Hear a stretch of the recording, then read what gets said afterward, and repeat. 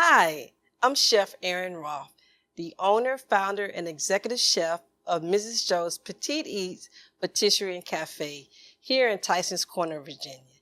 I just want to thank everyone who has come out and supported us on our journey. We are getting ready to celebrate our second anniversary here at 7940 Jones Branch Drive, Tysons Corner, Virginia. Thank you all for your support. Without you, we would have not have made it this far. So thank you from the bottom of our heart.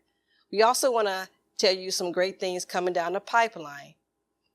Pretty soon, we will be offering brunch on Saturdays here at the cafe, so stay tuned for that. And also, we will be sending out our monthly newsletter, so stay tuned for that. Our website is eat@mrsjoe.com. We look forward to hearing from you, but we'd rather see you here in person. Take care.